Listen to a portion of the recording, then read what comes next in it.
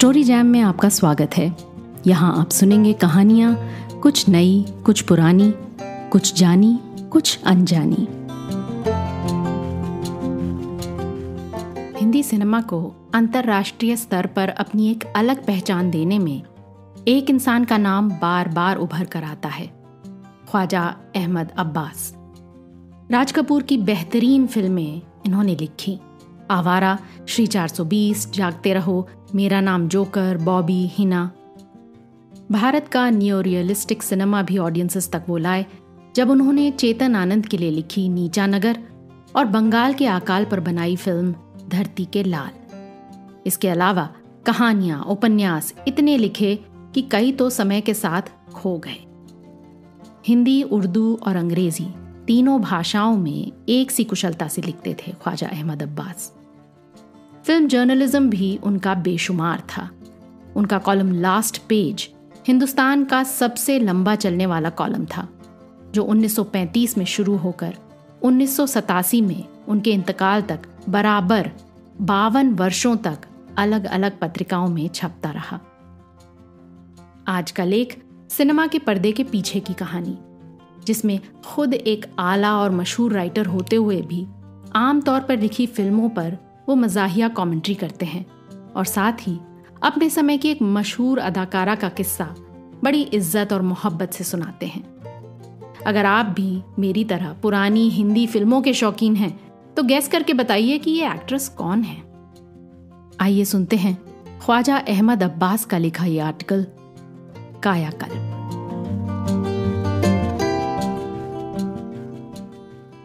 फिल्मों की अपनी एक अलग दुनिया होती है, एक अलग जुबान होती है। फिल्मों के कैरेक्टर अन्य इंसानों से भिन्न होते हैं। एक तो हीरो होता है, ये या तो लंबा होता है या ठिगना, या दाढ़ी मूछ सफाचट होती है, या उसकी मूछें जेट हवाई जहाज की तरह पतली और लंबी होती हैं। हीरो की दाढ़ी कभी नहीं होती। वैसे हीरोइन या विलन को धोखा देने के लिए कभी कभी नकली दाढ़ी लगाकर हीरो हकीम साहब या मौलाना या सरदार जी बन जाता है। हीरो आमतौर पर सिर्फ इश्क करता है, काम नहीं करता। कभी कभी हीरो डॉक्टर या बैरिस्टर या टैक्सी ड्राइवर भी होता है, लेकिन ये काम भी वो इश्क की खातिर करता है। डॉक्टर इसलिए बनता है कि हीरोइन या उसके शौहर यानी रकीब का इलाज कर सके। बैरिस्टर हुआ तो अदालत में हीरोइन को कत्ल के झूठे इल्जाम से बचा लेता है। और टैक्सी ड्राइवर तो वो बनता ही इसलिए है कि कोई हसीना उसकी टैक्सी में बैठे और वो मीटर डाउन करता जाए और फिर हीरोइन टैक्सी में अपना बटुआ और अपना दिल भूल जाए। एक हीरोइन होती है, ये या तो बहुत दुबली होती है या बहुत मोटी होती है।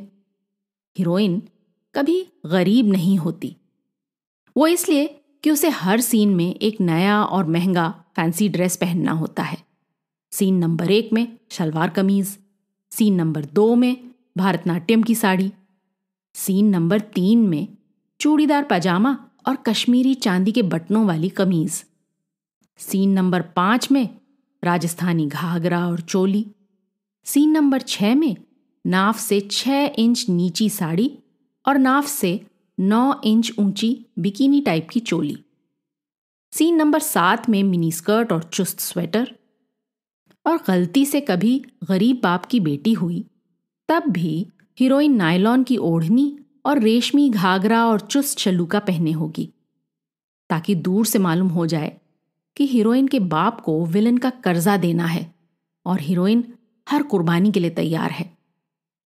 एक विलन होता है, ये तो चारखाने की शर्ट, ब्रीचेस और घुटनों तक के राइडिंग बूट पहने होता है और हाथ में एक हंटर होता है, या वो काली शेरवानी और चूड़ीदार पाजामा पहने हुए रहता है। उसके सिर पर तिरछी टोपी धरी होती है और उसके मुंह में ये लंबा सोने का सिगरेट होल्डर होता है।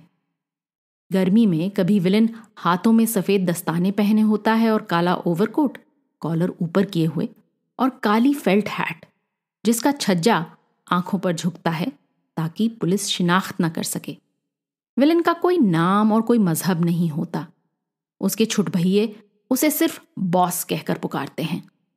ये इसलिए कहा जाता है कि किसी मजहब या फिरके वालों की दिल शिकनी ना हो। एक वैम्प होती है जिसे लेडी विलन भी कहा जाता है। पहले जमाने में हीरोइन सीधे सादे कपड़े पहनती थी और उसके मुकाबले में वैम्प चुस्त, शोख और फैशनेबल कपड़े पहनती थी। मगर आज के ज़माने में हीरोइन और वैम्प में पहचान करना मुश्किल हो गया है। आमतौर पर वैम्प डांसर होती है, लेकिन आजकल हीरोइनें भी डांस करने लगी हैं, और मौके पर नहीं तो अपनी सालगिरह की पार्टी ही में डांस पेश करती हैं। ऐसी हालत में वैम्प की अहमियत कम होती जा रही है। मगर फिर भी वैम्प वो होती है जो हीरो को लुभाने के लिए नाज नखरे और आंखों के इशारे से आजा आजा गले लग जा किस्म का गाना गाती है। विलेन से तनख्वाह लेती है, लेकिन दिल से हीरो को चाहती है, और आखिर में विलेन जिस गोली से हीरो को मारना चाहता है उस गोली से वैम्प की मौत होती है, मगर हीरो के आगोश में। आखिरकार मैंने तुम्हें पा ही लिया, ये आखिरी सांस के साथ कहती है और उसकी आंखें सदा के लिए बंद हो जाती हैं। वैसे फिल्म में अन्य एक्टर भी होते हैं, मसलन साइड हीरो जो आमतौर से हीरो का दोस्त होता है, और साइड हीरोइन जो हीरोइन की सहेली होती है और साइड हीरो से मोहब्बत करती है। इसके अलावा साइड विलन या विलन का असिस्टेंट होता है, फिर एक कॉमेडियन होता है और एक उसकी माशूका। मगर इस वक्त हम एक वैम्प की कहानी सुनना चाहते हैं। उसका नाम रानी बाला था। कभी वो हीरोइन हुआ करती थी, मगर इधर कोई 8-10 बरस से वो वैम्प का कैरेक्टर कर रही थी। हीरोइन तो वो मामूली थी, कभी सी क्लास फिल्मों से आगे नहीं बढ़ी, लेकिन वैम्प बनकर उसने बड़ा नाम कमाया था। थी बला की खूबसूरत। उसका जिस्म किसी मूर्तिकार का तराशा हुआ लगता था। उस पर कपड़े इतने चुस्त पहनती थी कि लगती थी कपड़े उसने पहने नहीं, बल्कि उसके शरीर को उनके अंदर ढाल दिया गया है। आंखें बड़ी बड़ी और खूबसूरत थीं, बाल घने और घुंघराले। आकृति अजंता एलोरा की किसी मूरत की याद दिलाती थी। रानी बाला कितनी ही हीरोइनों से ज्यादा खूबसूरत थी, इसलिए वो उसके साथ काम करना पसंद नहीं करती थी, लेकिन डायरेक्टर और प्रोड्यूसर उसे अपनी फिल्म में लेना कामयाबी की जमानत समझते थे। कहा जाता था कि बी क्लास हीरोइन के साथ रानी बाला को ले लो तो फिल्म ए क्लास की कीमतों पर बिकती है। हीरो भी उसके साथ काम करना पसंद करते थे, क्योंकि उसकी शख्सियत इतनी दिलकश थी कि सेट पर उसके होते हुए कोई हीरोइन की तरफ आंख उठाकर भी नहीं देखता था। इसके अलावा वो बड़ी खुशमिजाज थी, बातें बड़ी दिलचस्प करती थी, और फिल्मी दुनिया के बारे में उसको हजारों लतीफे और चुटकुले याद थे। रानी बाला के बारे में मशहूर था कि जैसी वो सिनेमा के पर्दे पर नजर आती है, अपनी प्राइवेट जिंदगी में बिल्कुल उसके प्रतिकूल है। जो डायरेक्टर या हीरो उससे जरूरत से ज्यादा बेतकल्लुफी करने की कोशिश करते थे, उनसे वो कह देती थी, आपने मेरे शौहर को नहीं देखा, वो बॉक्सिंग का चैंपियन है और पहलवान भी, 70 इंच का सीना है उसका। और फिर कोई उसके साथ बदतमीजी करने की हिम्मत नहीं कर सकता था। वैसे उसका कहना था कि कैमरे के सामने मुझसे जो चाहे करा लीजिए, उस वक्त मैं आपकी नौकर हूं, मगर उसके बाद मेरे जिस्म का मालिक मेरा शौहर है। उसका शौहर बॉक्सिंग चैंपियन था या पहलवान था, कहा नहीं जा सकता, क्योंकि किसी ने उसको देखा नहीं था। रानी बाला ने कभी किसी से उसका परिचय नहीं कराया था। उसका कहना था कि मैं स्टूडियो को घर नहीं ले जाती, ना घर को स्टूडियो में लाती हूं। सभी फिल्म आर्टिस्टों में वो एक थी जिसके साथ किसी ने नानी, दादी, बाप, माँ, मामू, भाई, बहन या आया किसी को स्टूडियो में आते नहीं देखा था। ना वो स्टूडियो वालों को कभी अपने घर आने की दावत या इजाजत देती थी। जब शूटिंग हो टेलीफोन कर दो, वक्त पर मोटर भेज दो। मोटर का हॉर्न सुनते ही रानी बाला अपना मेकअप बॉक्स और अपना टिफिन कैरियर दोनों हाथों में लिए हुए बाहर जाएगी और मोटर में सवार हो जाएगी। उसके घर में कौन रहता है, कितने आदमी हैं, ये किसी को मालूम नहीं था। लोगों को ये मालूम था कि उसका एक शौहर है, शायद एक बच्चा या बच्ची भी है, क्योंकि एक स्टूडियो ड्राइवर ने एक अंदर से बचकाना आवाज को बाय बाय मम्मी कहते हुए सुना था। मगर किसी पब्लिक समारोह में, मुहूर्त हो या प्रीमियर, किसी ने उसके शौहर या औलाद को उसके साथ ना देखा था। अब इन बातों को बरसों बीत चुके थे और रानी बाला के घर का राज राज ही रहा था। लोग कभी कभी रानी बाला की उम्र का अंदाजा लगाते थे कि उसको फिल्मों में काम करते हुए कम से कम 15 बरस हो गए हैं। अब उसकी उम्र 30-32 बरस हो गई होगी, मगर कमबख्त अब भी जवान बल्कि नौजवान लगती थी। एक बार जर्नलिस्ट ने इंटरव्यू लेते हुए सवाल कर ही डाला, मिस रानी बाला, आपकी उम्र क्या है?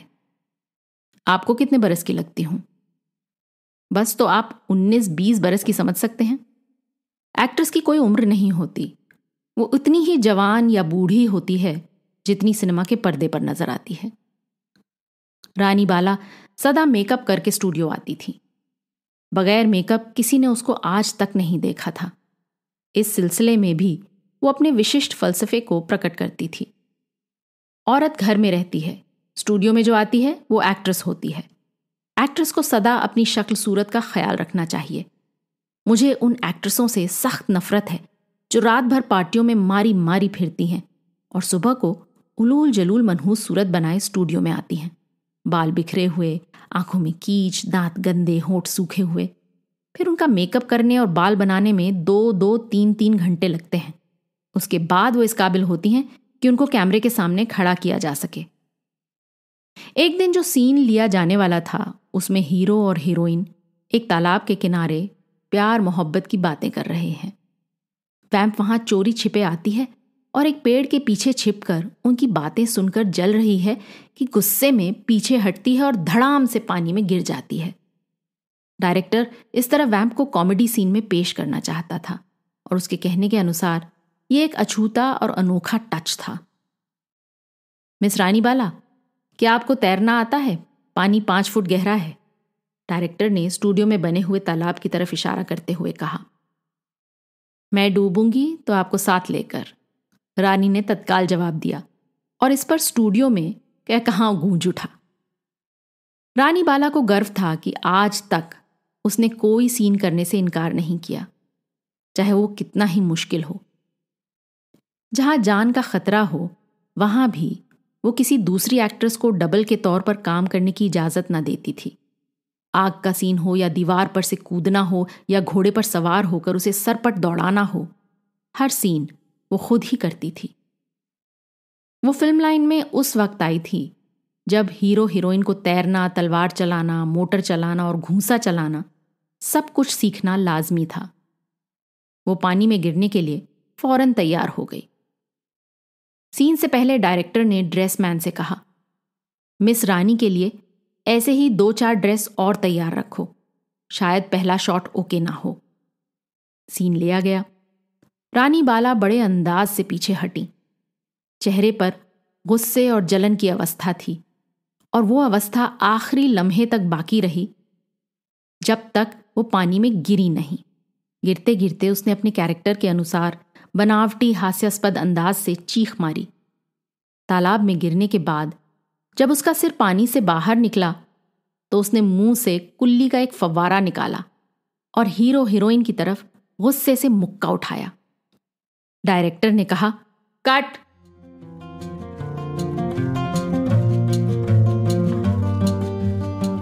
आज की कहानी आपको कैसी लगी अपने कमेंट्स जरूर लिखिएगा, साथ ही सब्सक्राइब कीजिएगा। आपके फैमिली और फ्रेंड्स में आप जैसे ही कहानियों के शौकीन कदरदान और हैं, उन्हें ये कहानी व्हाट्सएप पर फॉरवर्ड करें। अगली बार फिर मिलेंगे एक और कहानी, लेख या कविता के साथ। तब तक अलविदा।